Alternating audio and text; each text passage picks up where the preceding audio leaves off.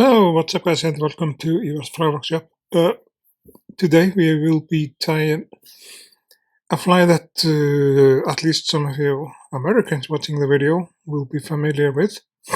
This is the Blacknose Dace by Artflick. You can find the pattern of the fly in the video's description. You can also find the like a link to PayPal to support the channel if you feel so. And as I understand, this fly was first published in 1947 in a fishing magazine back in that days, but it's probably tied before that.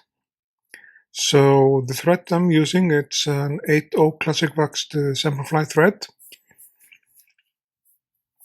and we'll start by attaching the thread to the shank of the hook. Then, yes, of course, remember to like, share, and subscribe to the channel if you like the content, because we do have some more content coming in, and hopefully I will be able to boost the channel in February. So 2 videos a week, not one. The hook I'm using, that's an NS118 Classic Streamer number 6 from Ahrex. And I've tied this fly and fished it here in Iceland. Probably not too much, but it is it's a nice pattern, and it works for the browntrout, and it works for seatrout. The tail will tie in. That's a red wool, and we'll just snip them off just right by this, and we're going to merge them by jamming them a little bit together, like so. You can use any kind of wool for this, it's going to do the job. And so merge them like this, or something like this. I'm going to chop off that piece, and then we are going to try to chop this off as much as possible, so the profile of the body will be even as possible. So then we are going to tie this down, and as I said, I tried this fly myself. The rib of the fly, that is an oval silver from Semperfli. It's a silver tinsel, and the body of the fly, it's going to be just flat Miller tinsel. But firstly, we have to attach the oval silver. The deal is with this fly, I've caught on it like a seatrout and browntrout, but I have to admit I haven't given it the time that maybe it deserved. So here is the mirror tinsel for the body. But a friend of mine in the US pointed this out to me. Thanks, Bob, if you're watching, for mentioning this fly as an idea to tie in a video, and here it is. Finally, he probably mentioned it last spring, in the spring 22.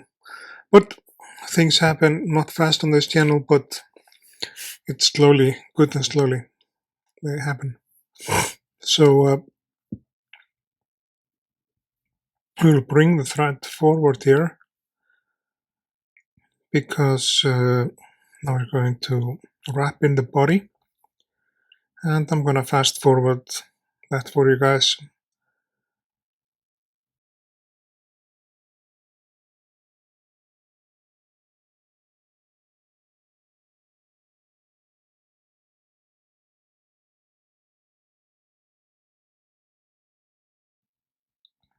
And here we are, we're going to grab that in with our thread, like so.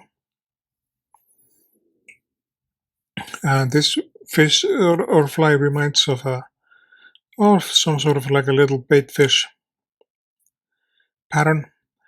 If you want to make the body of the fly more durable and stronger than this, I would suggest that you'll just use silver wire for the wrap or for the rib instead of this oval tinsel. The silver wire is definitely more durable.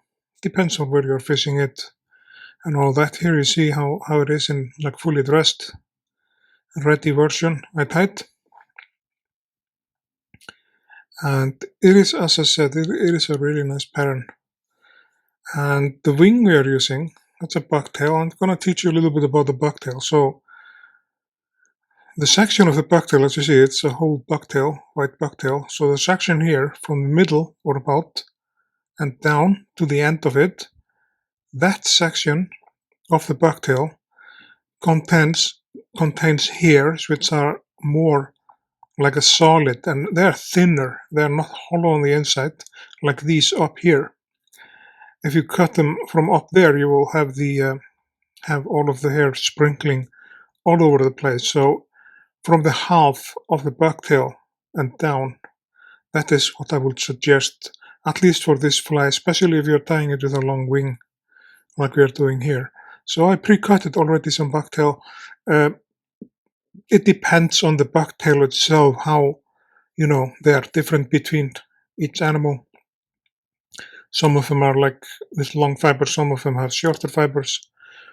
So that all depends, and the price range is a little bit based on the quality, of course. Some of them are like not so easy to stack. So what I do here, I hand stack them already, like evened it out by manually. So we will do some 3 loose wraps in the beginning, and then we are going to do some tighter wraps and then trim away what we have here. Then at the very end, we'll place like some serious tension on the head to really lock everything in place. Next step, that's going to be a bucktail from a black bucktail I have, and that bucktail is shorter than the white one I showed you. Hand stacking the hair is like you have to make them even with your hand, pick out some, and it can take a little time, but it's totally worth it. And as you can tell, we are only using just piece of it, just part of it.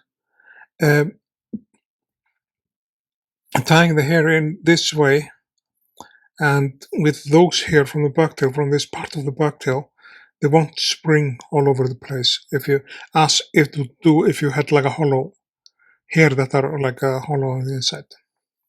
So you get the wing just like in the exact direction as you want it. And then the very last color of the bucktail we are placing on, that's a brown bucktail. And here you see just one piece of a bucktail. If you buy in a store, I will suggest, if you're tying lots of streamers, just buy the whole bucktail. Try to select the one with long fibers, long hair, instead of buying like a multi-pack of bucktails with pieces of tail, which are like some uneven, different sizes of hair, different from different parts of the bucktail. So if you buy the mix, you do not have the selection of the hair that you actually would like to have tying a fly like this. Just one thing to keep in mind when you select your fly tying material. So we align that with the length of the fiber, or the tail, or not the tail, but the wing. Now we place some serious tension on the fly, and you see how the wing mixes in together. It gets like a pretty good looking wing. Then we'll snip this off, and since it's a streamer, it's okay if it has like a little junky hat on it. That's no big deal. Also, one thing with streamers like this, some people like to glue ice on them, like an epoxy ice or some. That means if you're going to do that, you must have like a decent amount of head on it. It has to be like, there has to be some place for the eyes to sit on.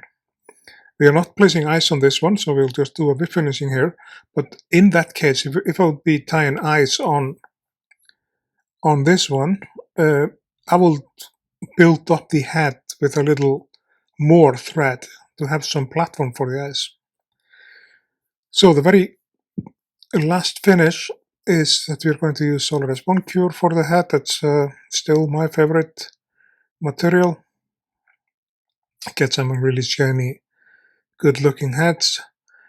I will probably do a video on, what kind of head cement and glue you have to pick and how they work differently. It's like, that's another study, that's another video. It's another, a thing for another video, whole video about that. So we'll just fry it with our UV light and we are good to go.